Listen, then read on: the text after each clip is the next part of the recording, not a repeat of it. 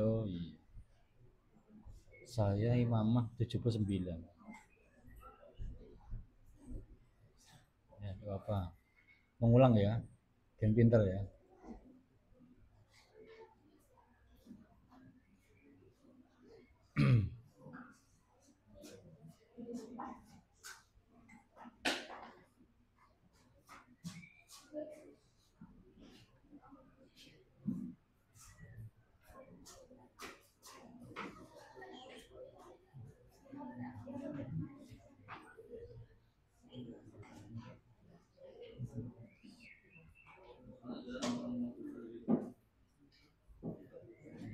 Ini saya Umdatul Ahkam bab adzan dan iqamah hadis nomor 68 kan sudah banget. Adzan iqamah nomor 68.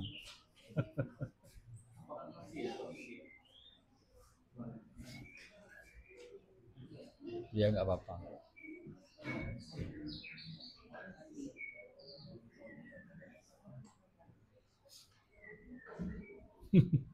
Nggak apa-apa.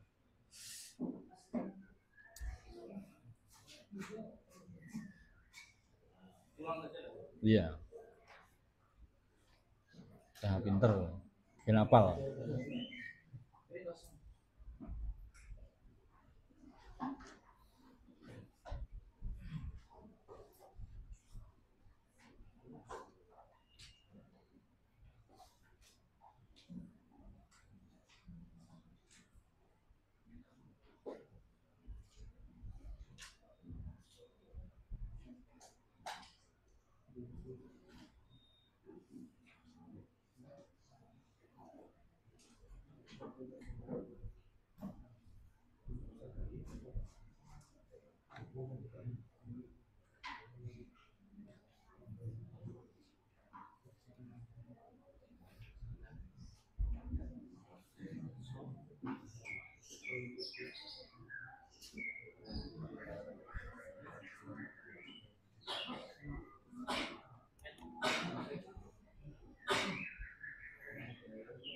Bismillahirrahmanirrahim. Kita mulai ya.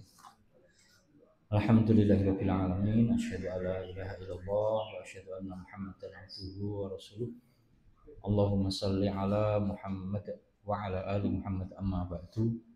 Fa ya ibadallah usikum wa nafsi bi taqwallah faqad fazal muttaqin. Alhamdulillah Bapak Ibu, Ustadzah rahimakumullah.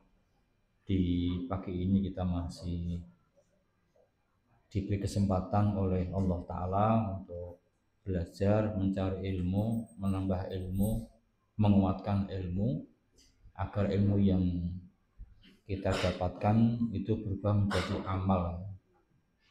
Jadi kita mempelajari ilmu, kalau dalam bahasa hidayah irsyad, hidayatul irsyadi, jadi petunjuk yang berupa bimbingan, yang berupa pengajaran, yang berupa nasihat, yang bisa kita dapatkan dari siapapun, dari Rasulullah, dari para sahabat, dari para ulama, para kiai, para mubaligh, para ustadz, bahkan dari orang biasa pun kita mungkin mendapatkan hidayah irsyad, hidayatul irsyadi, hidayah yang berupa bimbingan tadi.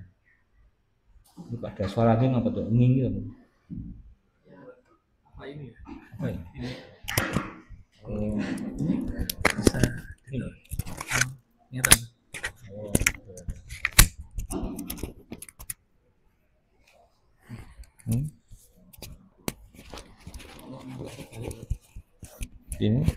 ini cetak nggak? Yang penting nggak viral. Soalnya kadang ada sedikit serangan kepada orang tertentu. Jadi kecocokan antara ilmu yang kita dapatkan, nasihat, bimbingan, petunjuk yang kita dapatkan dengan amal, itu namanya hidayah taufik. Dan itu hanya kita dapatkan dari Allah Subhanahu wa Ta'ala. Jadi kita jangan menyepelekan tersampaikannya ilmu dari siapapun kepada kita. Bahkan walaupun dari anak-anak ya. Anak kecil mungkin ngomong pas bener, bisa jadi itu. Jadi bisa jadi, atau mungkin dari orang yang memang tidak, tanda petik ya, kita pedulikan sama sekali. Karena apa? Dia menyampaikan petunjuk, irsyad, bimbingan. Lah, cocoknya antara petunjuk dengan amal itu yang hanya kita dapatkan dari Allah Subhanahu wa Ta'ala. Makanya ya kita hanya minta taufik kepada Allah Ta'ala. Yang pertama. Yang kedua, Bapak Ibu, Ustadzah rahimakumullah, kita mempelajari hadis-hadis ini. Jadi Umdatul Ahkam ya, Umdatul Ahkam, pokok-pokok hukum dari siapa namanya, Syekh Abdul Ghani bin Abdul Wahid bin Ali Al-Maqdisi, yang konon sepupu dan teman belajar dari Ibnu Qudamah, penyusun kitab Al-Mughni, yang sama-sama lahir di Palestina tahun 540-an Hijriah. Hanya konon beda bulan ya, sama-sama 541 Hijriah. Karena memang lahir di Baitul Maqdis ya, di Palestina sana. Hingga punya nama Al-Maqdisi. Pernah berguru dengan Syekh Abdul Qadir Jailani, kemudian menjadi inspirasi dari kitab Bulughul Maram. Jadi justru kitab ini lebih jauh daripada kitab Bulughul Maram. Cuma lebih masyhur kitab Bulughul Maram. Mungkin sebagian kita waktu pertama kali ngaji, "Wih, kitab apa toh?" Gitu kan? "Wih, kitab apa?" gitu. Ya kitab hadis sebagaimana kitab Bulughul Maram. Jadi memang menjadi rujukan beliau, menjadi rujukan dari Ibnu Hajar Al-Asqalani. Dan nanti kita mungkin bisa belajar kepribadian dari Syekh Abdul Ghani Al-Maqdisi ini. Jadi konon beliau itu ketika diberi pertanyaan itu kadang tidak bisa jawab, bahkan kadang tidak mau menjawab. Bahkan ketika menjawab itu harus mencari catatan dulu. Ditanya, "Kamu kan sudah hafal kan? Kok tidak menjawab dengan langsung?" "Enggak, saya enggak ujub." Nah gitu loh, jadi khawatir ditanya langsung jawab, tanya langsung jawab, tanya jawab itu khawatir ujub. Nah kita kan gitu kan, ditanya langsung jawab, hadisnya ini, ayatnya ini, kalau begini, wah berarti ini mustami, hebat banget Ustadz gitu. Kita kadang muncul ujub gitu, seneng saya bisa menyampaikan dengan hebat, itu kan ujub itu. Padahal yang bisa menyampaikan kepada hati manusia kan bukan omongan kita, tapi Allah Subhanahu wa Ta'ala. Maka dalam yang mengambil ibrah dari kalimat wa maromaita izromaita walakinallaha rama. Tatkala kamu itu melempar, bukan kamu yang melempar, tapi Allah yang melempar.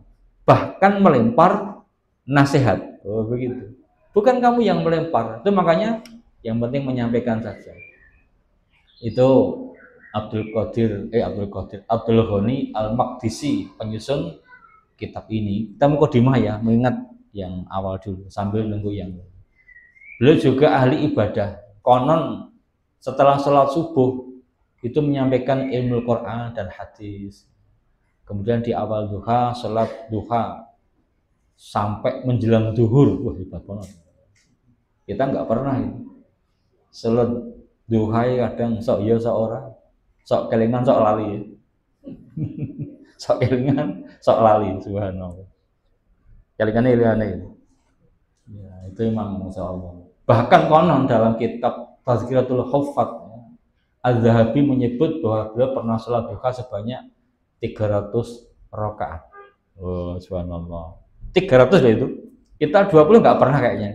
Lihat wajah-wajahnya nggak pernah. 20 rakaat tidak pernah kita. Beliau 300 rakaat. Konon tiap rakaat dibaca Fatihah dan Falak Nas ya, Al-Mu'awwidhatain. Subhanallah, itu memang ya boleh kita tiru ya, boleh kita tiru. Coba saja kita barangkali mau seperti beliau. Dan kalau malam hari menikmati masa munajatnya sampai menjelang subuh. Nah sama, karena kita kan jadi guru kan. Karena kita semua kan guru nih ya, para asatid kan. Makanya itu yang kita ambil. Ilmu saya kira menjenengan semua bisa mencari sendiri saya kira. Buka bisa itu insya Allah ya. Dan sekarang sudah dibuka sama Allah Ta'ala kok. Yang saya sampaikan kemarin siang sore itu. Sudah kita bisa mendapatkan dari apapun, dari siapapun, kapanpun itu bisa. Tapi yang penting bagaimana kita bisa mengamalkannya. Malam-malam ya kita munajat kepada Allah. Ya. Sampai menjelang subuh. Tadi malam kok tidak ada ngaji Quran di masjid ini? Pak Imam kan bisa ngaji baca itu. Sakit? Oh, tak tunggu-tunggu orang ngaji kok. Oh, Pak Gus yang pang ini kok nggak ada. Karena kemarin sore saya tanya, sehat Pak? Ya agak sedikit gak enak badan itu ya. Ya. Bahkan kalau sholat malam itu kadang beliau wudhu sampai berkali-kali, sampai 7 kali, sampai basah. Dan sangat dermawan. Jadi kadang memberikan sedekah pada orang-orang tanpa diketahui siapa. Diketuk pintunya, letakkan, tinggal pergi gitu. Jangan sampai dilihat orang. Datang kepada orang terus menghilang, sehingga yang diberi nggak tahu siapa yang memberi. Bahkan orang yang punya utang dilunasi. Wow, masya Allah. Kita mesti batin, aku tak boleh wong sing ngono kuwi. Kita dilunasi utangku, subhanallah. Mbok kita itu merubah pola ya. Tidak suka diberi tapi suka memberi. Oh, itu kan angel itu. Saya masih ingat betul Ustadz Abu dulu itu ada kalimat, nek kita sudah suka memberi berarti sudah berhasil ngaji. Tak eleng-eleng terus itu. Kita kan masih suka diberi kan, apapun itu. Tapi nek sudah lebih suka memberi berarti sudah berhasil ngaji. Angel ya, memang masya Allah. Itu juga bayar utang, tapi juga tegas beliau, tegas. Bahkan tidak jarang mendapat ancaman dibunuh. Maka beliau sering pindah-pindah tempat. Karena apa? Tadi ada ancaman dibunuh, begitu. Tidak suka dengan penyelewengan itu Syekh Abdul Ghani Al-Maqdisi, orang yang nyusun kitab ini. Bahkan ketika ada orang yang sedang mabuk, dem-deman, langsung beliau datang, merebut kopernya, ditumpahkan. Oh, begitu ya. Luar biasa ya. Kita nggak berani. Ini dikawal polisi ya. Nah, dikawal polisi wani, kalau polisi orang bakal wani. Tapi beliau masya Allah. Dan juga anti dengan ini yang anti musik beliau itu ya. Menghancurkan suling, gitar dan lain sebagainya. Nah, kita kan malah asik ya. Ngaji kitab dan ngantuk nyetel musik gitu. Kan kontras kan? Entah itu. Nyetel musik kurmutok ora pari-parem nonton gambare. Masya Allah. Ya, tingkat kita masih seperti itu. Jadi mau kita mencoba untuk meningkatkan iman kita. Beliau meninggal di usia 59 tahun, tidak sampai 60 tahun. Ya, maka memang betul akmaru ummati ma baina sitin ila sab'in. Umur umat di antara 60 sampai 70 tahun. Kita semua ini ya, sekitar 60 sampai 70. Mungkin ada yang melebihi, tapi wa aqalluhum man yajuzu dzalika, sedikit dari mereka yang melampaui usia 70 tahun. Ada yang 80 tahun, 90, 100 juga ada. 140 juga ada nih. Tapi amat sangat jarang sekali. Itu pun kita ditanya mau umur berapa, nggak bisa jawab. Kita mau diberi berapa kira-kira? Mau enggak 500 tahun? Enggak mau saya kira. Loro seket nggak mau juga. 100 selai mau nggak mau. Minta berapa wes? Nggak bisa jawab ya. Kita ya tak bisa jawab ini. 80-an. Kita nggak tahu. Tapi yang penting adalah kita diberi umur panjang, kemudian hasuna amaluhu. Mantola umurhu hasuna amaluhu. Orang yang panjang umurnya dan bagus amal, itu yang penting, tidak apa-apa. Mau panjang boleh. Layu amaru al-fasanah, tidak apa-apa. Tapi bimuzahzihihi mina ada kan itu mestinya kan. Bukan kata mereka 1000 tahun tapi tidak bisa menyelamatkan dari siksa Allah. Eman-eman gitu. Baik Bapak Ibu sekalian, ini karena yang saya siapkan 20 hadis tapi dari bab adzan iqamah ya. Saya sing selalu rodok lho. Maka saya mulai dari bab adzan dan iqamah. Di file saya hadis nomor 68, cocok dengan informasi yang sampai kepada saya. Monggo silakan dibuka babul adzan wal iqamah. Hadis 68 dalam kitab ini. Awal bab. An Anasin itu. Monggo silakan ya kita ulang lagi. Kita masuk-masukkan agar mendapatkan kebaikan ya. Ala berkah dengan hadis-hadis Rasulullah Sallallahu Alaihi Wasallam. Babul adzan wal iqamah, bab adzan dan iqamah. Hadis ke-68 an Anas bin Malik radhiyallahu anhu qala umira Bilalun, diperintahkan kepada Bilal diperintah an yashfa'al adzan, untuk menggenapkan adzan, wa yutirul iqamah, dan mengganjilkan iqamah. Al adzan lughatan al i'lam, pemberitahuan. Al adzan syara'an al i'lamu, pemberitahuan. Bidukhuli waktu sholati, dengan masuknya waktu sholat, bi alfadhin makhsusatin, dengan lafaz-lafaz yang khusus, lafaz tertentu. Kemudian yashfa'al adzan, menggenapkan adzan, yakti bi alfadhi syafa'an, mendatangkan lafaznya dengan genap. Allahu akbar, Allahu akbar, Allahu akbar, Allahu akbar, asyhadu alla ilaha illallah, asyhadu alla ilaha illallah, asyhadu anna Muhammadur Rasulullah, asyhadu anna Muhammadan Rasulullah, dan seterusnya. Yutirul iqamah yakti bi alfadhiya witron, mendatangkan lafaz-lafaznya dengan ganjil. Nah, saya tambahkan ada tambahan faedah. Qala al-Qurtubi wa ghairuhu, Qurtubi dan lainnya berkata, al-adzan ala qillati al-fadhi mustamilun ala masailil aqidati, karena dimundur. Jadi adzan dengan sedikitnya lafaz yang ada padanya itu mencakup beberapa masalah akidah. Nah, gitu. Li'annahu budi'a bil akbariyah. Dia dimulai dengan Allahu akbar, Allahu akbar, mengandung wujudullah wa kamaluh, mengandung wujudnya Allah dan kesempurnaannya. Allahu akbar, Allahu akbar, Allah maha besar, Allah maha besar, gitu.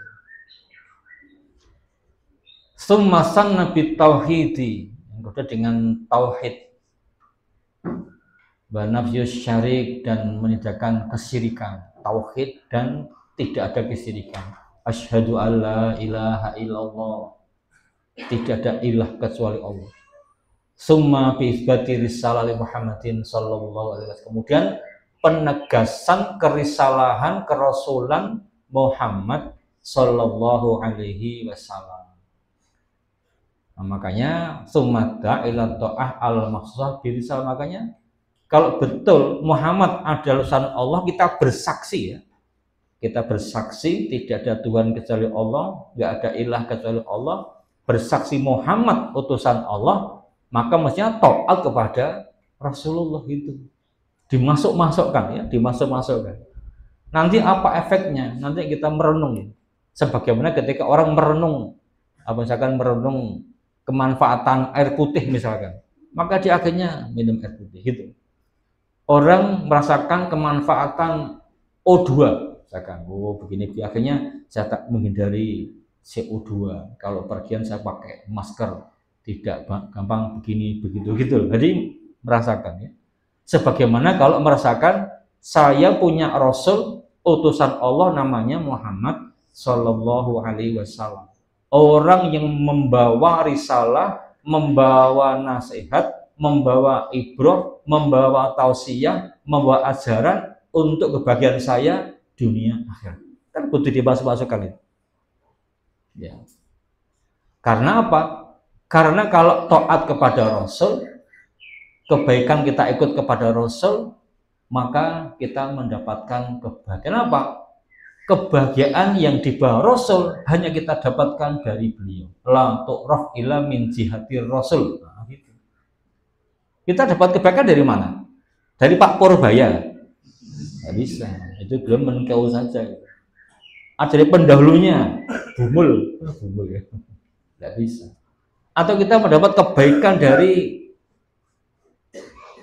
siapa namanya, termul, tidak ada.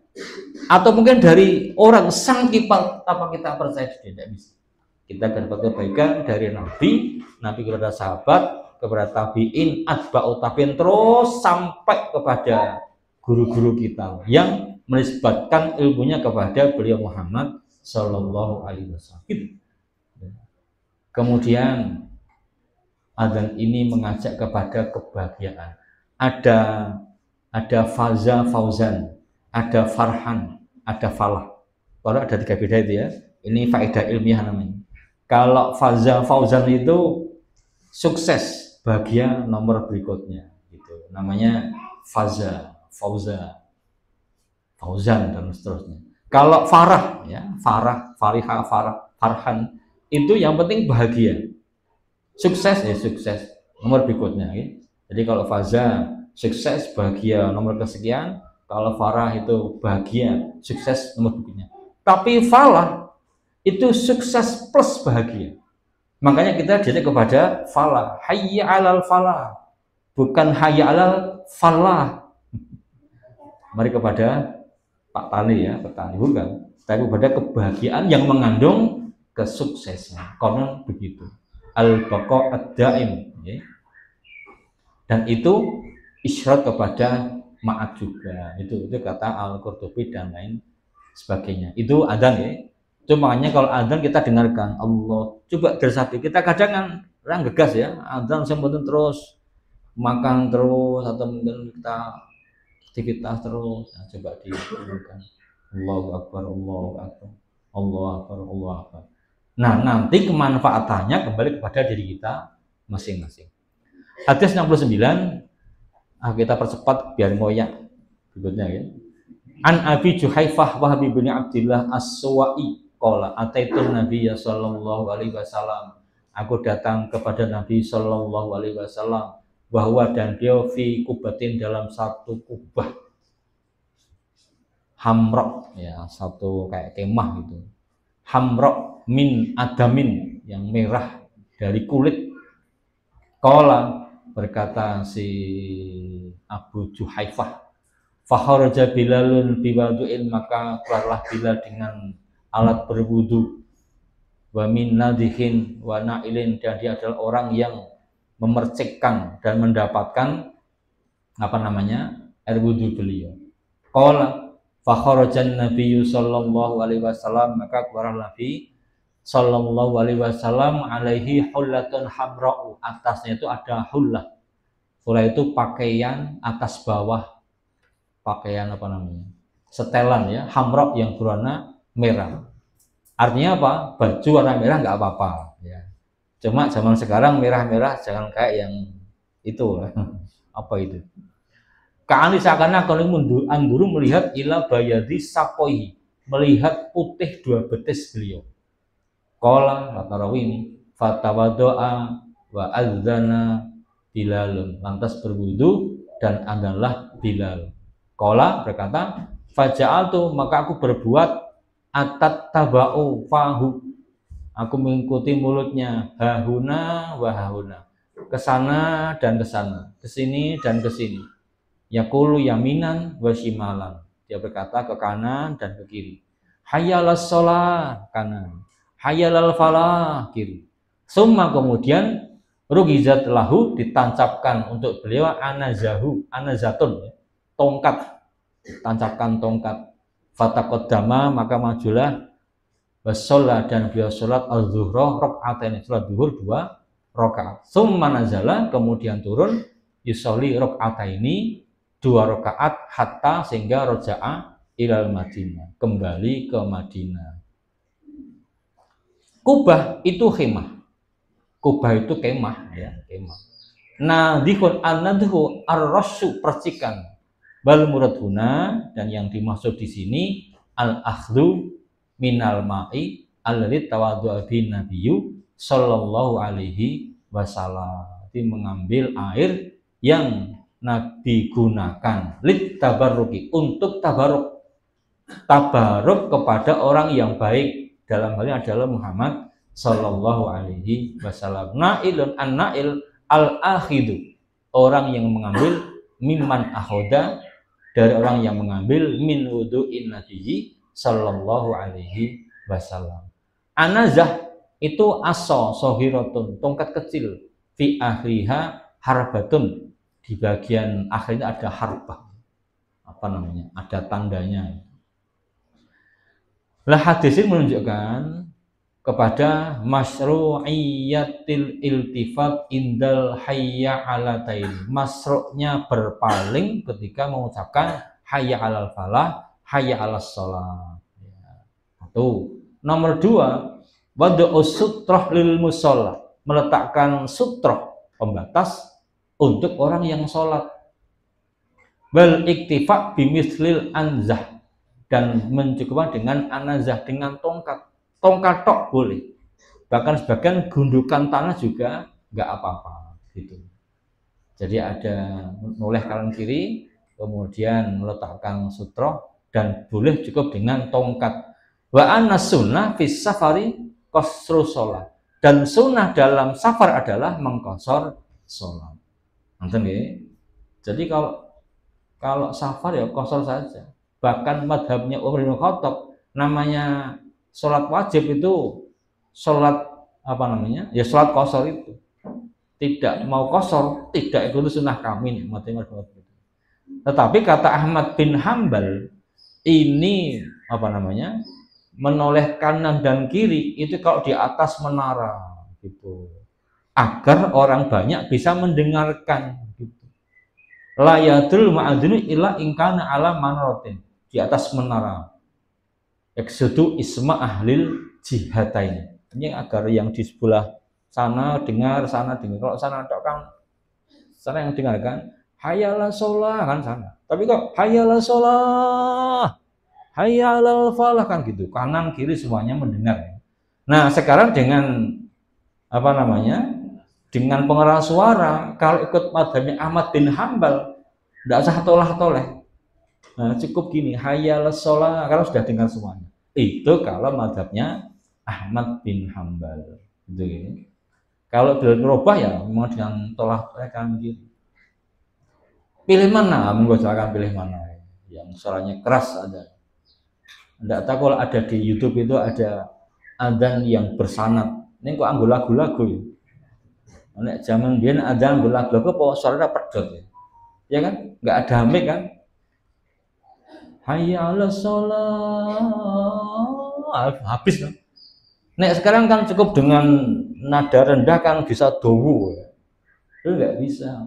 Dulu kan memanggil ya, tanah yang lapang kan bisa sekian kilo. Allahu Akbar.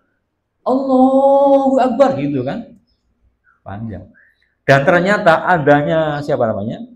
Syekh Albani, kemudian syekh yang lain. Termasuk kalau di kota kita ada Ustadz Syihabuddin, itu adanya kayak adzan Solo itu. Allahu Akbar, Allahu Akbar, Allahu Akbar, Allahu Akbar. Asyhadu an la ilaha illallah. Asyhadu an la ilaha illallah, begitu adanya. Datar ya. Bahkan teman kita, Pak Dokter yang dulu pernah haji kan sering telepon saya. Pas ada di hotel, kok ada langsung direkam. Ustadz, ini adzan di dekat hotel saya. Kok tekan kok boleh ada dewe. Berarti adanya Allahu Akbar, Allahu Akbar, Allahu Akbar, Allahu Akbar. Asyhadu an la ilaha illallah. Artinya memang kalau kata Ustadz dulu itu adanya gitu tuh adanya, ya. Tapi sudah mulai berubah jadi adzan yang bermacam-macam. Maka seperti itu Hazm di dalam kitabnya kan termasuk al-makruhat ya. Apa itu? Melakukan di dalam adzan itu termasuk makruh ya. Dan dalam bukunya Ali Jafi sama Gus Dur dalam satu bukunya Ensiklopedia Ijma, ini adalah ijma ulama. Ijma ulama adzan itu tidak dilakukan gitu. Subhanallah gitu. Coba bicara nanti Ensiklopedia Ijma Musun Kaji Ali Jafi sama Gus Dur. Hadis 70, an Abdullah bin Umar radhiyallahu anhuma an Rasulillah sallallahu alaihi wasallam annahu qala inna bilalan sesungguhnya Bilal yu'adzinu bilailin adzan di waktu malam fakulu washrobu maka makalah dan minumlah hatta tasma'u sampai kalian mendengar adzan bin Ummi Maktum adzannya Abdullah bin Ummi Maktum. Dari Rasulullah Shallallahu Alaihi Wasallam beliau bersabda sesungguhnya Bilal itu adzan di waktu malam maka makan dan minumlah kamu sampai kamu itu mendengar adanya Abdullah bin Ummi Maktum. Hadis ini menunjukkan bolehnya seorang buta itu beradzan ya, apabila dia memang mampu, nggak apa-apa. Orang buta boleh adzan. Dan Abdullah bin Ummi Maktum itu orang yang bagus suaranya, keras suaranya. Dan beliau tidak adzan kecuali sudah ada suara asbahta, asbahta. Ayo, kamu sudah subuh, silakan adzan. Di Sahih Bukhari ada kata-kata fa innahu la yu'adzinu hatta yatlu al-fajr. Tidak adzan sampai terbitnya fajar. Artinya sampai waktunya subuh baru adzan. Jadi Abdullah bin Ummi Maktum itu adzan ketika subuh, kalau Bilal bin Rabah itu adzan di waktu malam. Bahasa kita adzan sholat malam. Di Sahih Muslim ada kalimat walam yakun bainahuma ila an yanzila hadza wa yarqa hadza. Jarak di antara ini dan itu adalah yang ini turun, yang ini naik. Ya kira-kira seperti adzan malam sekarang. Maka di dalam hadis ini pula ada hukum jawazut tikhadhi muadzinaini fil masjidil wahid. Bolehnya di dalam satu masjid ada dua muadzin, boleh, tidak apa-apa, tidak ada batasan. Nah, kemudian kalau berpuasa ya boleh makan dan minum sampai terbitnya fajar, begitu boleh. Kemudian dalam hadis ini pula adanya mustahab bahwa sebelum fajar itu ada azan, sebelum subuh ada azan dengan muadzin yang lain sebagaimana amalannya Bilal dan Abdullah bin Ummi Maktum, dan itu terjadi pada masa Nabi Shallallahu Alaihi Wasallam. Artinya sunnah ya, sunnah mestinya ada azan malam, ada azan subuh. Tapi zaman sekarang pakai bacaan Quran ya, atau pakai tarhim, apa itu? Assalatu wassalamu alaika, enggak ada ya? Ya Rasulullah, Imam al-Mujahidin. Apakah boleh? Nah, bagi yang mengatakan berarti boleh ya, karena membangunkan orang-orang yang tidur dan terbantu betul itu. Kalau di sini biasa ya. Mungkin disuruh para jotos itu karena nggak biasa, tapi sudah sekarang mulai satu muncul dua tiga. Artinya memang ini kalau dalam kacamata seorang muslim ya senang, ya Allah sudah mulai ada syiar di situ, dibangunkan sholat subuh, persiapan, wong gendut tangi. Bahkan di Jakarta itu baru begitu, panggili, ayo Pak Fulan bangun malam, Pak Fulan. Ayo Pak Fulan, bangun Pak Fulan, kita sholat malam, kita menghadap kepada Allah. Ayo Pak Fulan, begini, betul itu. Di Depok waktu saya di tempat adik itu, satu persatu dipanggil orang kampung itu. Iya, sebelum itu di absen itu untuk sholat tahajud. Ayo Pak Fulan, kita bangun, sholat Pak Fulan. Ayo Pak Fulan, sholat, ayo bangun. Saya subhanallah, orang lesu ya, mungkin sudah biasa orangnya. Di Depok saya akan datang ke sana. Saya sudah berkali ke sana yang seperti itu sama. Nah kita kan cuma baca Quran sini kan. Di Solo belum musim. Di Solo dan tok itu pencerengiok. Betul, teman kita waktu awal-awal tahun 890-an itu adzan malam di Jotosin. Karena nggak biasa. Tapi sekarang sudah biasa, alhamdulillah. Sebagaimana jilbab ya. Jilbab dulu itu kan dilarang kan? Sampai ada peraturan menteri larangan pakai jilbab, subhanallah. Teman-teman kita yang ngaji sampai dikeluarkan dari sekolah gara-gara pakai jilbab. Tapi hari ini setiap guru muslimah pakai jilbab, hampir semua ya. Ada enggak guru negeri pakai? Ya nggak bisa, belum muslimah. Ada enggak? Ada, tapi 1-2 mungkin. Kebanyakan pakai. Bahkan termasuk murid putri, masya Allah, pakai jilbab. Itu kan contohnya emang tetap kita bergerak menyampaikan. Kalau kira-kira ada mengganggu, butuh penjelasan, kita jelaskan dan seterusnya. Hadis 71. An Abi Sa'idin Al-Khudri radhiyallahu anhu qala Rasulullah sallallahu alaihi wasallam idza sami'tumul mu'adzina, apabila kalian mendengar muadzin, fakulu, maka ucapkanlah mislama yaqulu, semisal yang apa dia ucapkan, semisal yang dia ucapkan. Jadi hadis ini menunjukkan masruknya menjawab muadzin semisal yang diucapkan oleh muadzin, kecuali dalam hayya 'alatain, kecuali dalam dua hayya 'ala ya, hayya 'ala shalah, hayya 'ala falah. Ucapannya adalah la haula wala quwwata illa billah. Demikian juga dengan doa sesudah adzan. Allahumma rabb hadhihi da'wati tammah wassalatil qa'imah ati Muhammadanil wasilata wal fadilah wa ba'athu maqaman mahmudan alladzi wa'atah. Nah, sedangkan tambahan berikutnya innaka la tukhliful mi'ad raditu billahi robba wa bil islami dina wa Muhammadin sallallahu alaihi wasallam nabiyya, itu lama berbeda pendapat. Kalau Syekh Albani mengatakan tidak boleh ada tambahan seperti ini, la yajuzu, tidak boleh, la yajuz ziyadah ala ta'limin nabi sallallahu alaihi wasallam, tidak boleh ada tambahan dari pengajaran Nabi sallallahu alaihi wasallam, tidak boleh. Juga innaka la tukhliful mi'ad gitu. Jadi kata beliau anha la tasihhu, tidak sahih. Nah, cuma bagi yang mengamalkan tadi, ini kan dhaif tapi kan nggak apa-apa diamalkan sebagai bentuk fadilah, ya itu memang hak masing-masing ya. Dan memang sebagian dari ulama ya mengamalkan kalimat-kalimat ini. Jadi ada tambahan apa tadi? Innaka la tukhliful mi'ad. Bahkan ada tambahan tadi, raditu billahi robba wa bil islami dina wa bi Muhammadin sallallahu alaihi wasallam nabiyya. Tapi yang sahih adalah sampai kalimat wa ba'atsu maqaman mahmudanil ladzi wa'atta. Cuma yang jadi masalah adalah kita harus sekalian, kita jangan sampai malas mendoa itu. Karena apa? Kalau kita mendoa dengan kalimat-kalimat ini, maka halat lahu syafaati yaumil qiyamah. Halal baginya syafaatku di hari kiamat. Tadi loh yang kita baca kemarin. Kita mendapat syafaatul uzma di dalam kalimat itu. Syafaat yang agung dari Muhammad sallallahu alaihi wasallam. Itu umatku ya Allah. Selamatkan gitu. Sudah habis sampai akhirnya yang selamat ini minta kepada Allah.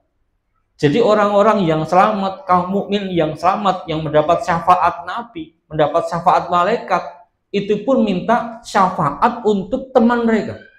Ya Allah, itu dulu teman saya, dia itu kasihan ya Allah, rajin ngaji tapi ngantuk terus ya Allah. Tolong selamatkan. Cipun, ambil, masya Allah. Nanti ganti ya Allah teman saya itu ya Allah, dia tuh pengen banget ngaji tapi repot dengan pekerjaannya Allah. Ambil, subhanallah gitu. Itu syafaat gitu. Yang tidak pernah ngaji bagaimana? Ya selamat, subhanallah. Bahkan bila khairin qattu ya, dengan tanpa satu kebaikan sama sekali, iman tok, subhanallah. Itu kan contoh apa namanya kemurahan Allah subhanahu wa ta'ala. Babus tikbaril kiblati, ya, bab menghadap kiblat. Jadi yang namanya menghadap kiblat adalah syaratun fi sihhatis shalah, syarat dari sahnya sholat. Bal kiblat dia al Ka'bah. Nah, jadi kalau kita sholat sebisa mungkin menghadap kiblat. Nanti di surat Al-Baqarah ya, 144. Qad nara taqallub wajhika fis sama fal maliyaka kiblatan tardoha fawali wajhaka syatral masjidil haram bahaitu makuntum fawal juakum syatra. Jadi di Al-Baqarah itu kan awalnya kan Nabi bukan di kiblat Ka'bah awalnya. Hadis 72 Ani bin Umar radhiyallahu anhu, dari Abdullah bin Umar semoga Allah meridai keduanya, anna Rasulullah sallallahu alaihi wasallam, bahwasanya Rasulullah sallallahu alaihi wasallam kan adalah beliau sabbihu, beliau sholat ala dhuhri rohilatihi, di atas punggung tunggangan beliau, haitsu kana wajhuh, ke arah mana arahnya itu, ke arah menghadap, yumi'u biroksih, beliau berisyarat dengan kepala beliau, wa kana Ibnu Umar, dan adalah Ibnu Umar yaf'aluhu, memperbuatnya, wa fi riwayatin, dan dalam satu riwayat kana yutiru ala ba'irotin, adalah beliau sholat witir di atas onta beliau. Wali muslimin, dan bagi Imam Muslim, ghaira anahu, selain bahwasanya beliau la yusolli alaihal maktubata, tidak sholat di atas tunggangan sholat wajib. Jadi kalau di Sahih Muslim beliau sholat, tapi kalau maktubah tidak di atas tunggangan beliau. Walil Bukhari, dan bagi Imam Bukhari, il fardhu, kecuali sholat fardu. Sholat di atas tunggangan boleh, kecuali sholat fardu. Nah gitu. Maksud yusabihu, karena yusabihu ala dhuhri rohilatih, apa itu yusol? Beliau bertasbih, maksudnya beliau sholat di atas tunggangan beliau. Yumi'u biroksih, yusiru biroksih, berisyarat dengan kepala beliau. Ini hadisnya secara makna begitu ya. Cuma hadis ini menjadi dasar dari para ulama dari berbagai pendapat mereka. Yang pertama, diperbolehkannya sholat di atas tunggangan kemanapun arah tunggangan kita. Naik kereta api, naik mobil, naik Apollo barang ya. Ada yang bertanya, Ustadz kalau kita naik Apollo menghadapnya kemana? Maksudnya kalau gue engko tekon kowe numpak Apollo.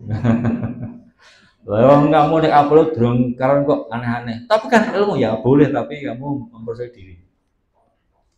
Walaupun yang bisa jadi naik Apollo ya. Dan naik Apollo memang butuh di apa namanya? Disaring dari sekian ribu yang pernah saya sampaikan dulu. Ada orang Amerika yang sampai berkali-kali sampai akhirnya stres. Tapi jadi hilang stresnya gara-gara apa? Challenger yang dia impi-impikan dinaiki ternyata meledak di angkasa ya. Namanya siapa itu, lupa saya. Siapa lupa. Satu itu guys, jadi naik kendaraan boleh.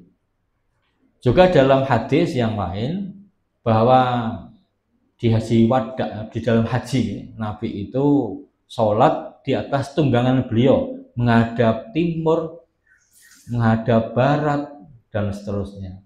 Dan ketika sujud merendahkan dari rukuknya. Jika rukuk Allahu Akbar gini, ini sujud Allah Akbar agak rendah daripada sujud. Tetapi itu di dalam sholat nafilah. Boleh dalam sholat fardu kalau ada udurnya. Wa tajuzu sholatul fardi ala rohilah lil udri. Boleh sholat wajib di atas kendaraan kalau ada udur. Itu yang jadi masalah. Apa udurnya? Di masa Nabi dulu udurnya adalah Nabi sholat di atas kendaraan. Kenapa? Di bawahnya itu basah. Maka beliau sholat di atas kendaraan. Jadi bersama min fauqihim bal billah min asfali minhum. Jadi ada basah-basah. Karena basah di atas tunggangan. Nah sekarang kita akhirnya muncul tadi perkiraan numpak kereta itu jadi udzur atau tidak kan gitu kan? Pokoknya saya pengen sholat turun dari kendaraan. Itu Allah Akbar mangkat sepure tinggalan. Nah, itu gitu emang repot kan? Dan saya pernah lihat dengan mata kepala ini.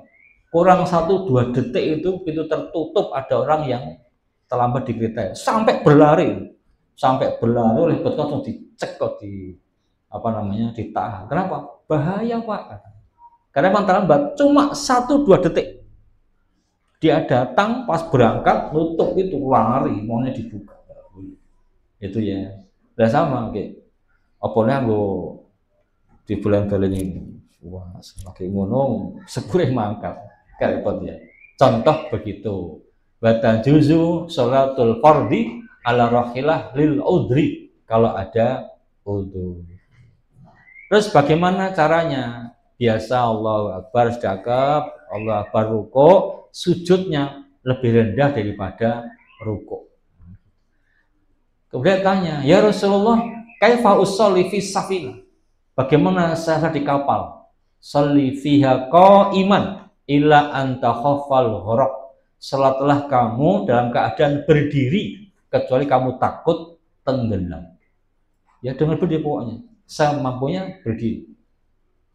Tapi tidak mampu ya boleh dengan duduk. Itu ya, ini kita ambil faedah ilmiah dari hadis ini. Terus sekarang bagaimana intinya kalau naik kendaraan entah bus, entah mobil, entah kereta api, entah pesawat, kalau sholat sunnah mutlak boleh. Kalau sholat fardu nek mampu ya tetap dengan berdiri. Itu karena apa? Berdiri. Yang kedua menghadap kiblat, maka turun dari mobil.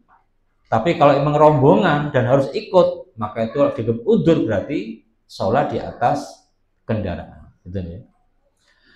Hadis 73 an Abdullah bin Umar radhiyallahu anhu qala bainama nasu bi Quba, ketika manusia ada di Quba.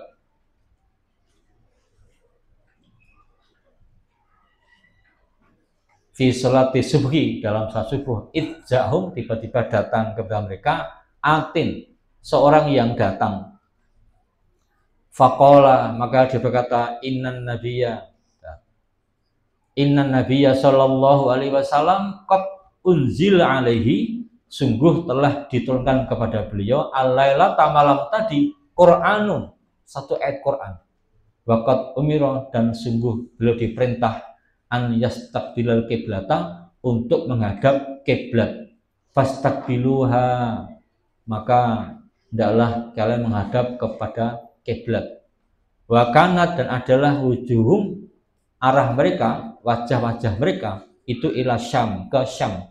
Fastadaru, maka mereka berputar ila Ka'bati, ke Ka'bah. Quba itu masjidun bil Madinah, satu masjid di Madinah, qaribun minal Masjidin Nabawi, dekat dari Masjid Nabawi. Ada yang pernah ke Quba? Quba itu dari Masjid Nabawi kira-kira 4,3 km. Nah, cuma 10 menit. Jaraknya.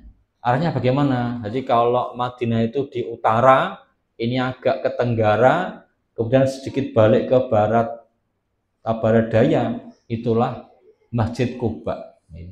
Cuma 4 kilo saja. Jadi 4 kilo kita bayangkan kalau naik mobil ya kira-kira 10 menit lah. Itu kira-kira dekat, 4 kilo saja. Lah waktu Nabi di ketika para sahabat ya, setelah di Quba itu ada orang yang menyampaikan kepada mereka, tadi malam Nabi itu sudah mendapatkan ayat, kita diperintah, beliau diperintah menghadap ke Ka'bah, maka silakan menghadap ke Ka'bah. Akhirnya orang-orang sedang sholat ini langsung berputar ke arah Ka'bah. Padahal mereka menghadap Syam, menghadap ke Baitul Maqdis di utara sana, suruh pindah ke kiblat ke Ka'bah. Berarti kan ngarung ngidul kan? Barat. Orang kan ngidul gitu, masa gitu pula. Orang ngidul. Akhirnya berputar. Kalau dalam satu ayat ketika mereka sedang rukuk. Sedang rukuk itu dia ngomong, kiblat pindah, langsung pindah. Duduk. Tidak tahu bagaimana caranya ini. Nah, padahal kalau dari Quba ke ini, kalau Quba Masjid Aqsa itu kan arahnya ke sana. Jadi di peta ini saya gambar petanya kok. Ini Quba dari arah sini itu utara agak ke kiri, itu ke Masjidil Aqsa. Jadi jarak antara Quba sampai Al-Aqsa itu kira-kira 1158 kilo. 1158 kilo. Naik mobil ya 13 jam kira-kira. 13 jam. Nah kalau dari Quba ke Makkah Itu tadi, memang hampir kalau ngidul, si jini ngalor, si ngidul. Kalau ke Makkah itu 439 kilo ya, cuma 4 jam kalau sekarang. Sekarang di sana 4 jam. 4 jam setengah kalau lebih ya, Kubah ke Ka'bah itu. Maka dalam hadis ini menunjukkan apa sahnya sholat orang yang sholat tidak menghadap kiblat gara-gara tidak tahu. Nah gitu. Sihhati sholati man sholat ila ghairi kiblati jahilan au sahyan au mujtahidan. Dia sungguh-sungguh, aku pengen banget kiblat. Kayak saya di sini tuh. Terus terang saya di sini tuh merasa sholat menghadap selatan itu. Sampai hari ini. Aku ngidul suatu wah repot. Nah, sataku ke utara. Jadi nggak ngidul gitu. Karena emang dalam benak masih begitu. Kita ngidul terus ya Allah. Rapor yang penting melu orang banyak di sini. Itu perasaan saya loh ya. Walaupun sudah melihat matahari saya. Loh, kita yang matahari sekolah, masih sekolor awal ya. Orang tahun sekolor itu. Sekolor saya menghadap ke selatan. Subhanallah. Nah, kalau sholat tidak menghadap kiblat karena bodoh, tidak tahu, atau lupa, atau bahkan sudah bersungguh-sungguh, tapi salah, maka tetap sah. Tidak membatalkan sholat. Satu.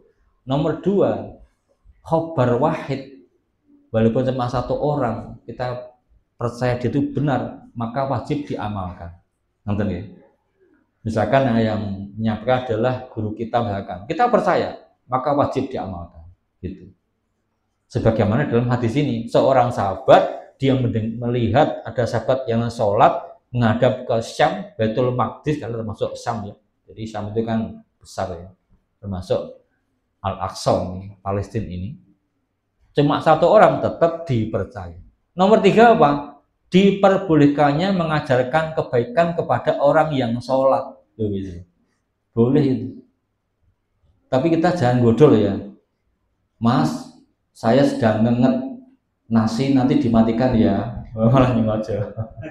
Saya sedang masak nasi, nanti kalau nggak dimatikan nanti gosong nanti Mas ya. Makasih ya, jazakallahu khairan. Assalamualaikum. Kita berikan saran yang baik. Boleh, tapi jangan terlalu gitu loh. Termasuk nek kita datang ada orang sholat, Assalamualaikum, itu kita boleh jawab. Angkat tangan boleh. Yang penting tidak banyak gerak, itu pun terbatas, atau yang penting tidak berbicara. Kemudian orang sholat mendengarkan omongan orang lain di luar sholat itu tidak merusak sholatnya. Nah gitu. Tapi kita kalau sholat kok jangan sengaja kalau musik ya Allah Akbar, mandek-mandek ya batal. Tapi nek mendengar dalam hadis ini, mendengar orang ngomong kaitan dengan sholatnya itu tidak merusak sholat. Hadis 74, Anas bin Sirin qala istaqbalna, kami menghadap Anas. Jadi Anas bin Sirin menghadap Anas hina qadima minasyam, ketika datang dari Syam. Falaqinahu, maka kami menjumpai beliau di aini tamri, di mata di aini tamri dengan tamr ya. Faru'aituhu, maka aku melihatnya yusolli ala khimarin, sholat di atas keledai. Wa wajhu, dan wajah beliau min dal janib, di arah janib, yakni an yasal kiblah, di sebelah kiri kiblat. Fakultu, maka aku berkata, ro'aituka, aku ini melihat engkau tusolli, engkau sholat li ghairil kiblati, tidak menghadap kiblat. Faqala, maka Anas menjawab, laula anni ra'aitu Rasulullah sallallahu alaihi wasallam yaf'aluhu ma fa'altuhu. Andai kata aku tidak melihat Rasulullah sallallahu alaihi wasallam memperbuatnya, aku tidak akan memperbuatnya. Gampang ya. Jadi Anas bin Sirin menghadap Anas ketika datang dari Syam, kemudian kami menjumpai beliau di mata air kurma, air tamr itu. Maka aku melihatnya sholat di atas keledai, dia menghadap ke arah dal janib, yaitu di sebelah kiri kiblat. Maka aku berkata, aku kok melihat engkau sholat tidak menghadap kiblat, kenapa? Dia menjawab, andai kataku tidak melihat Rasulullah SAW memperbuatnya, aku tidak akan memperbuatnya. Maka dalam hadis ini, kata ulama, ini saya ambilkan kesannya ini. Yang pertama, bolehnya sholat di atas keledai. Tanda petik, padahal keledai itu binatang pasti membawa najis, tetapi tetap diperbolehkan. Namanya ma'fu.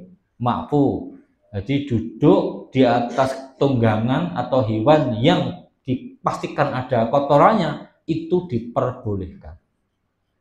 Yang kedua adalah bolehnya orang itu menjemput orang yang safar, kemudian tanya pada orang yang safar.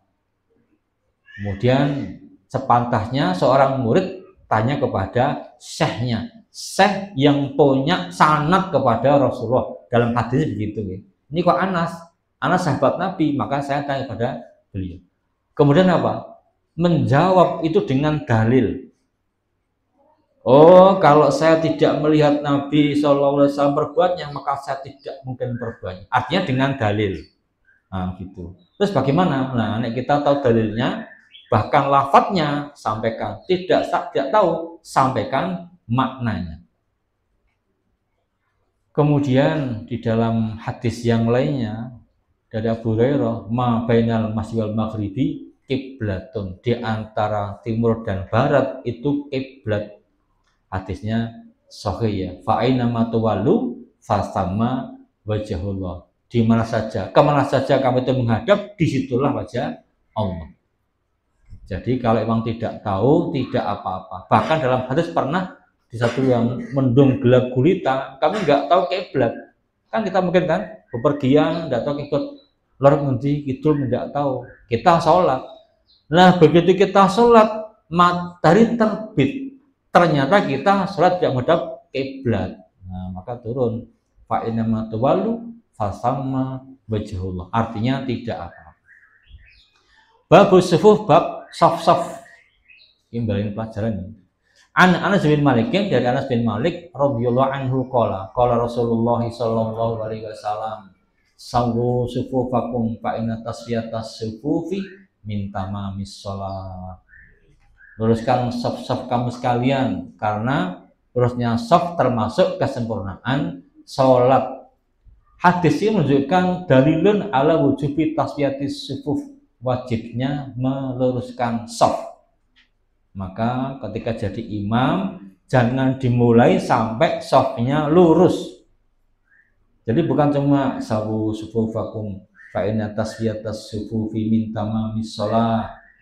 Nek yang menyampaikan Nabi, yang diberi omongan adalah sahabat, langsung rapat. Zaman saat ini lapang umum ya.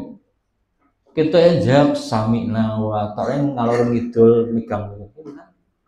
Yang bilang sami'na wa ta'ala ning ngetang apa namanya, dari utara ke selatan tidak rapi, tidak rapat, masih bengkang-bengkok, ya dirapihkan dulu. Saya akan sampaikan, mohon tumit bagian belakang tidak melewati garis hitam yang ada di karpet. Ini mohon tumit yang bagian belakang tidak melewati apa namanya, keramik yang beda warnanya, yang hitam itu. Agak rapat lagi itu mestinya, rapat rapi. Betul. Nek perlu dilihat satu persatu belakang itu, agar safnya lurus. Nah, kalau sholatnya sempurna, kita mendapatkan kesempurnaan. Di hadis yang lainnya masih di Al-Bukhari ya, sama ini.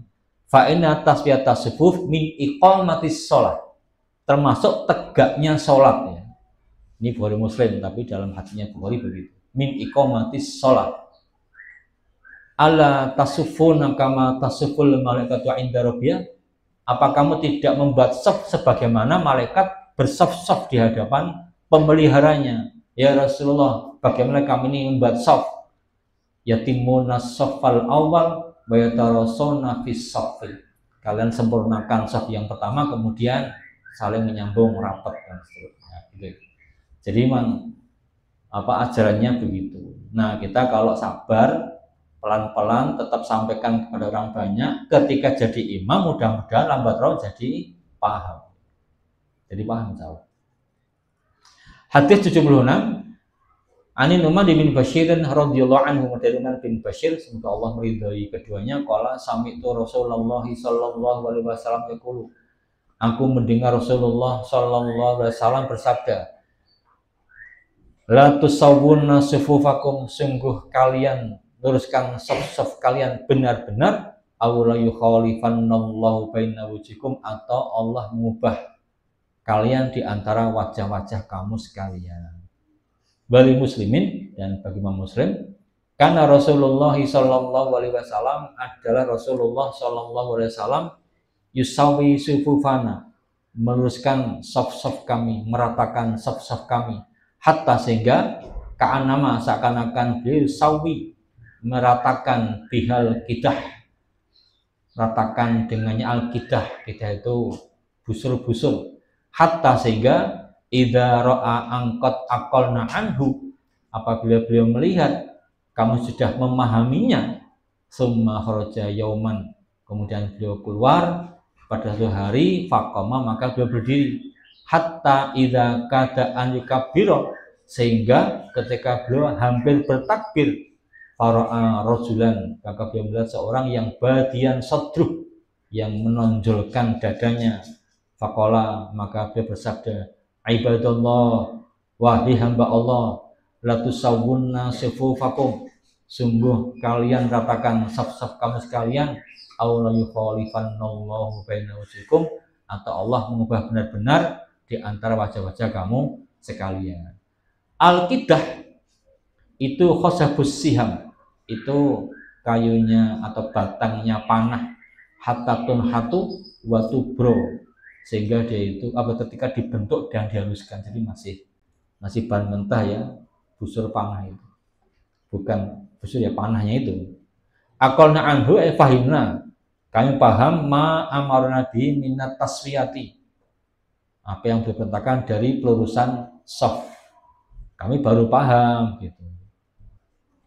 Artinya sahabat saja ada masa untuk baru paham, apalagi manusia seperti kita ini.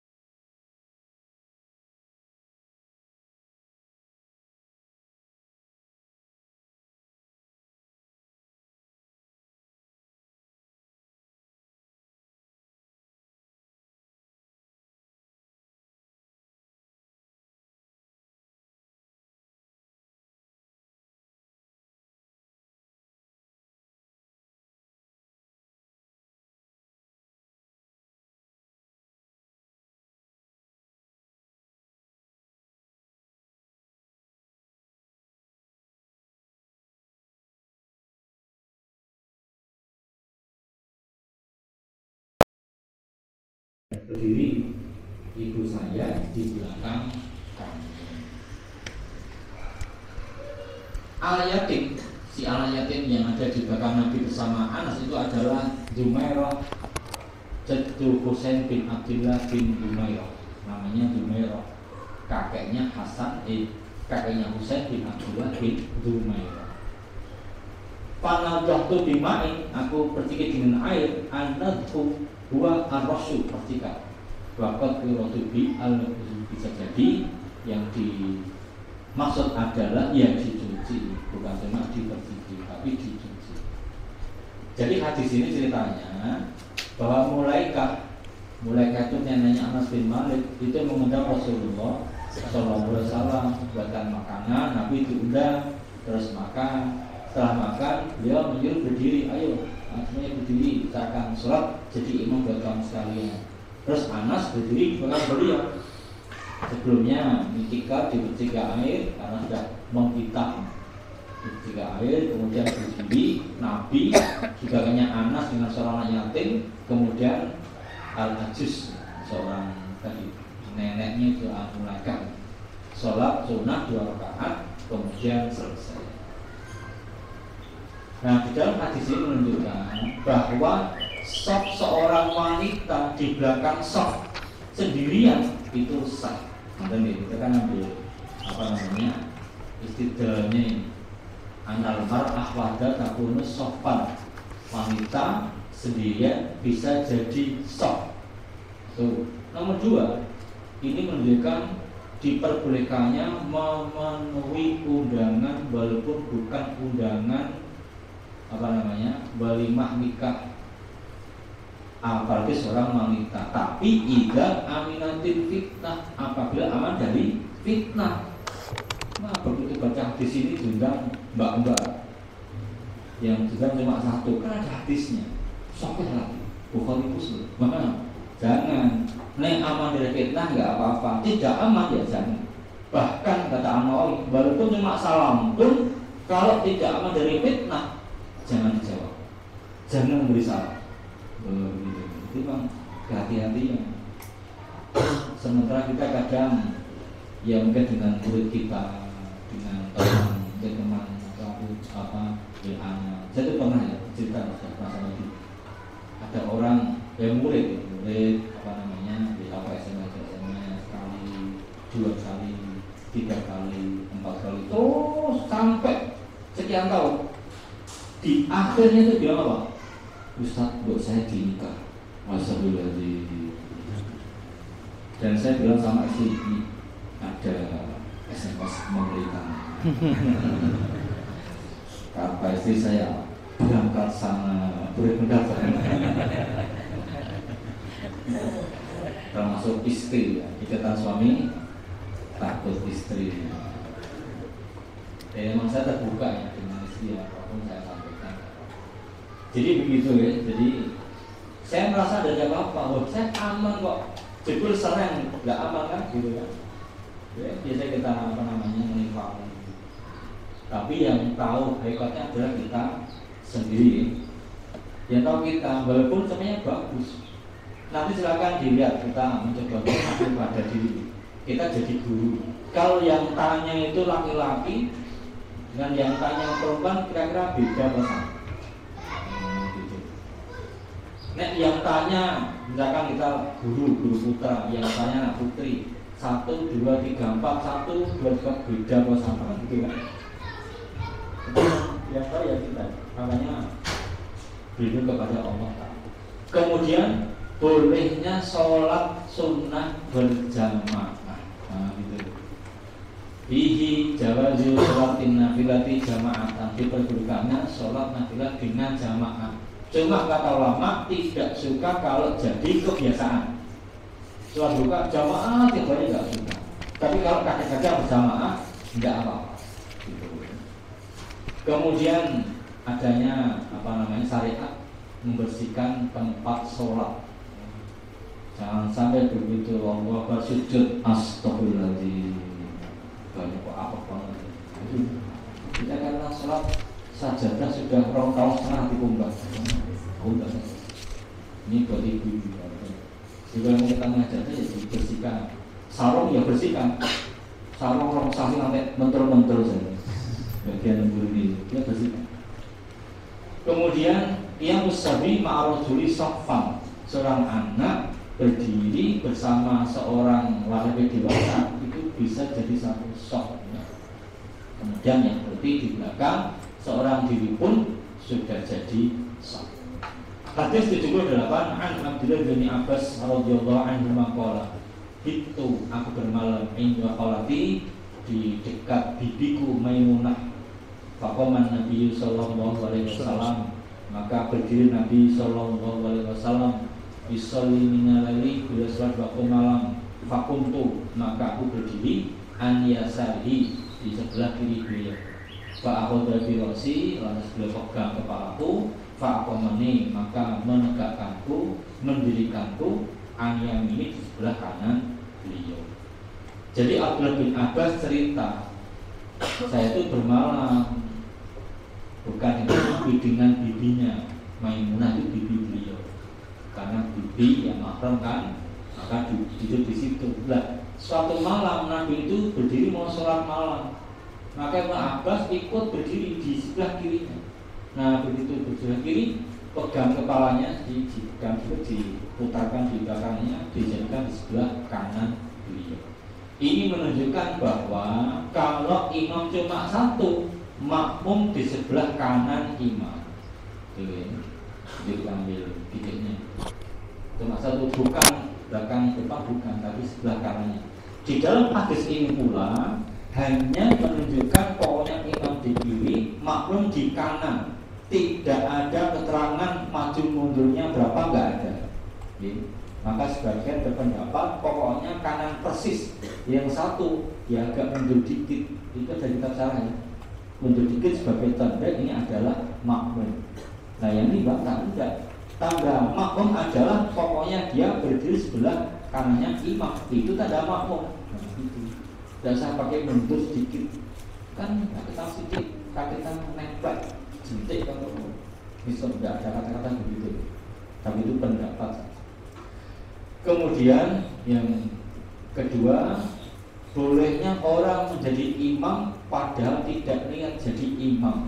Kita sholat terlambat, karena terlambat sebab kita menjadi apa? Jadikan kita sebagai imam itu boleh. Namanya imam masbuk. Istilah kita itu. Imam masbuk, imam yang terlambat itu. Karena nggak mau jadi imam tapi dijadikan yang lain. Kemudian perbuatan yang ringan dalam sholat tidak merusak sholat, cuma berjalan dikit nggak apa-apa.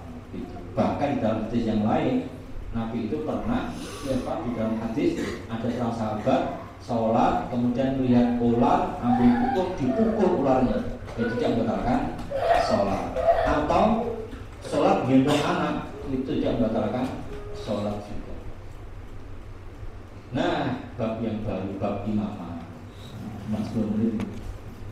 Babul imam.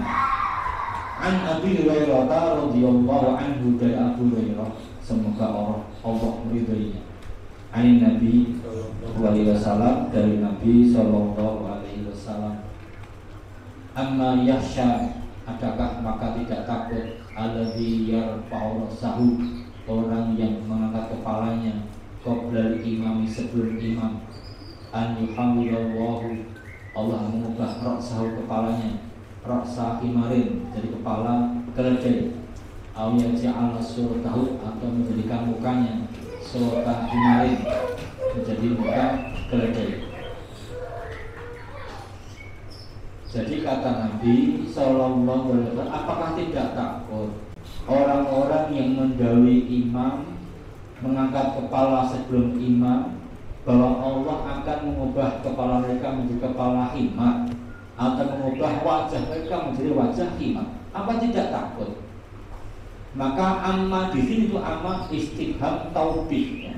Pertanyaan untuk mencela, gitu, bukan apakah takut? Tidak, bukan begitu. Tapi jangan begitu. Apa kamu nggak takut kalau akan diubah oleh Allah Ta'ala wajah kamu menjadi wajah himar, atau bahkan kepala himar? Gitu. Ini pertanyaan taubih, ya.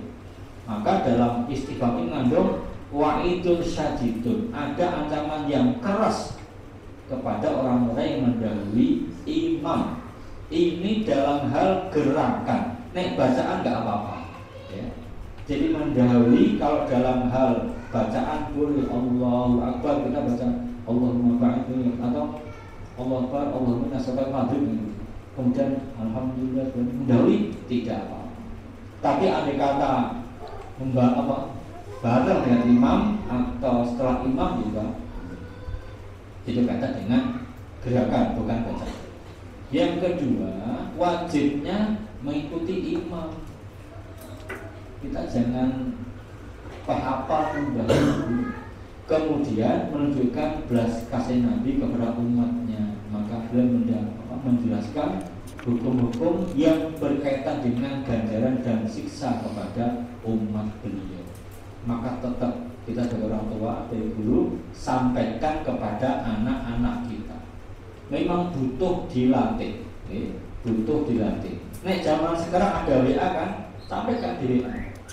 Nah sekalian, kita boleh dikulang, Mas, Mbak, coba ya kita jangan sampai sholat di akhir waktu, sholatlah di awal waktu. Tapi anakku yang cakep-cakep, yang ganteng-ganteng, kalau sholat di masjid ya bareng ayah ya. Nanti ayah kalau tertidur juga, kan boleh kan? Kita saling mengingatkan, ayah kalau tertidur tolong dibangunkan, gitu. Jadi biar sama-sama. Kalau sudah mulai terbiasa, lesan nanti. Ayo kita ke masjid dan seterusnya. Hadis 80. An Abi Hurairah radhiyallahu anhu 'anin Nabi sallallahu alaihi wasallam. Dari Abu Hurairah namanya Abdurrahman bin Sakhr radhiyallahu anhu, semoga Allah meridhoinya.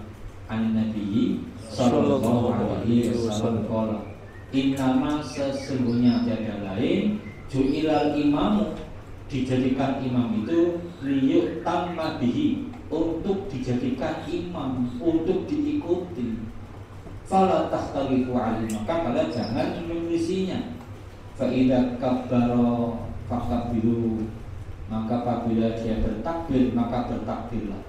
Wa idza raka'a, dan apabila dia rukuk, farka'u, maka rukuklah. Wa idza qala, apabila dia mengatakan sami Allahu liman hamidah, Allah Maha mendengar terhadap orang yang memujinya, faqulu, mengucapkan Rabbana wa lakal hamdu, wahai kami bagimu segala puji. Wa idza sajada, dan apabila sujud, fasjudu, maka sujudlah. Wa idza shalla jalisan, apabila salat dengan duduk, fasallu julusan ajma'un, maka salatlah dengan duduk semuanya. Sistem berikutnya kan satu bagian. Wa ma fi ma'na min hadithi Aisyah radhiyallahu anha, yang dalam semaknanya dari hadis Aisyah semoga Allah meridhoinya, qala berkata, shalla Rasulullah sallallahu alaihi wasallam, salatnya Rasulullah sallallahu alaihi wasallam fi baitihi, di rumah beliau, bahwa syakin, dan dia itu ragu ya. Shalla jalisan, salat dengan duduk, wa shalla warau, dan salat di belakang beliau, qaumun qiyaman, satu kaum dengan berdiri. Fa asyara ilaih, maka beliau berisyarah kepada mereka, an ajlisu, bahwa duduklah kamu sekalian. Laman sorofa, tatkala selesai, qala, bersabda, innama ju'ilal imamu, sesungguhnya tiada lain dijadikan imam itu liyuk tamma bihi, untuk dijadikan imam, untuk diikuti. Fa idza raka'a farka'u, maka apabila dia rukuk, rukuklah kamu sekalian. Wa idza rafa'a, apabila mengangkat, farfa'u, maka mengangkatlah. Wa idza qala, apabila berkata sami Allahu liman hamidah, mudah-mudahan Allah mendengar orang yang Allah mendengar orang yang mujinya, faqulu Rabbana lakal hamdu, wahai kami bagimu segala puji. Fa idza sholat jalisan, apabila sholat dengan duduk, fasallu julusan ajma'un, duduklah semuanya. Hadis ini menunjukkan bahwasanya imam dijadikan untuk diikuti, untuk dicontoh, tidak boleh mendahului. Yang kedua, ucapan sami Allahu liman hamidah, bukan sami'o ya, sami'ah. Sami Allah salah, tapi sami'ah. Sami Allahu liman hamidah. Faqulu Rabbana walakal hamdu. Maka ucapan makmum ketika imam ucapan sami Allahu liman hamidah bukan terus sami Allahu liman hamidah Rabbana, bukan, tapi sami Allahu liman hamidah Rabbana walakal hamdu. Nek di surat Ibnu Abbas di gambar rukuk Rabbana lakal hamdu mil as-samawati wa mil al-ardi dan seterusnya. Kemudian atau baca yang lainnya Rabbana lakal hamdu hamdan katsiran thayyiban mubarakan fi, bahkan ketika rampung ada serang gitu. Jadi dari Fa'ah bin Rafi' Az-Zuraqi tatkala sholat di belakang Nabi tidak bacaan sami Allah liman hamidah, ada orang yang membaca ini Rabbana walakal hamdu hamdan katsiran thayyiban mubarakan fi. Begitu rampung Nabi bertanya, mana yang mutakallim, siapa yang baca tadi? Saya. Apa kata beliau? Ra'aitu bid'atan wasalatina malakan yaqtadiruna ayyuhum yaktubu awal. Saya melihat 30 sekian malaikat itu berebutan pengen pertama kali menulisnya. Masya Allah, gitu. Gampang ya? Apa itu? Rabbana walakal hamdu hamdan katsiran thayyiban barakan fi. Rabbana walakal hamdu hamdan katsiran thayyiban mubarakan fi.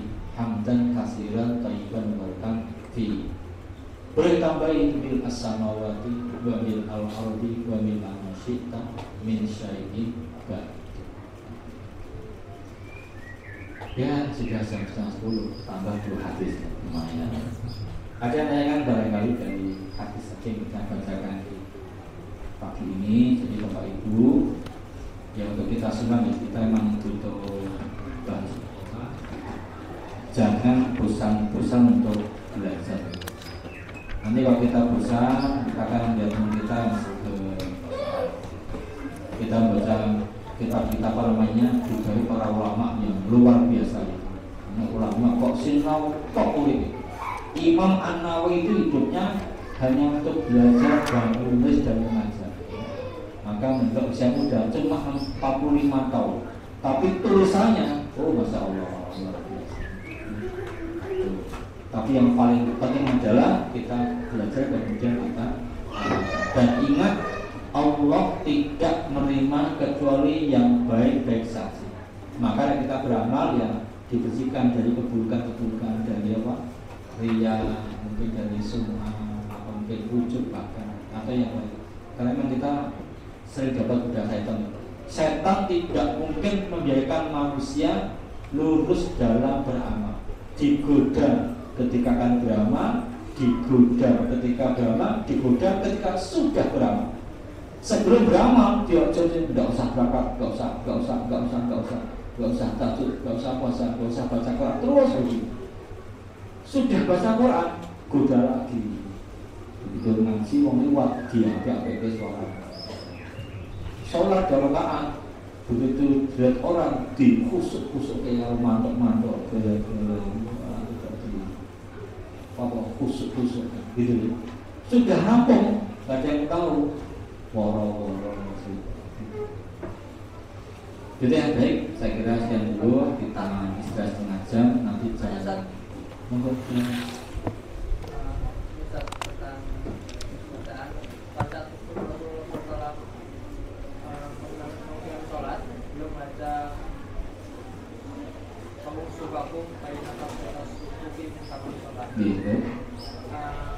Tapi kalau kita perhatikan waktu kita sholat di Masjidil Haram atau Nabawi, memang membaca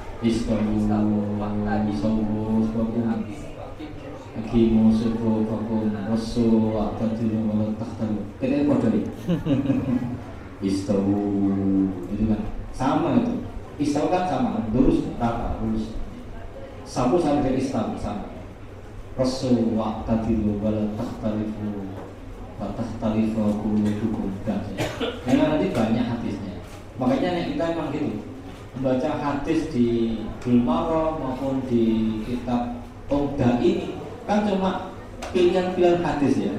Nah kalau lebih dalam ya di Abu Dawud, di Bukhari itu. Nah kata ulama, nek pengen jadi ulama ini ngaji kitab Abu Dawud. Itu kita pikir gitu. Di sana memang bermacam-macam. Nanti bermacam-macam hadis kata dengan kalimat-kalimat yang biasa boleh baca di waktu menuliskan sholat. Boleh pakai bahasa kita boleh. Ayo lurus, boleh enggak? Memang hadisnya sambu sufu vakum fa'ina tasyatas sufufi bahkan dia minta mami ikomat sholat malah rana ya digabung minta mami ikomat sholat adanya minta misal atau min ikomat sholat salah satunya tapi digabung minta mami ikomat sholat ya tahu sih tapi ada yang begitu mungkin gitu boleh cekak ya jangan oke kita cukup sampai sekian dulu kita lanjutkan nanti jam 10 insyaallah. Rabbana taqabbal minna innaka antas samiul alim wa tub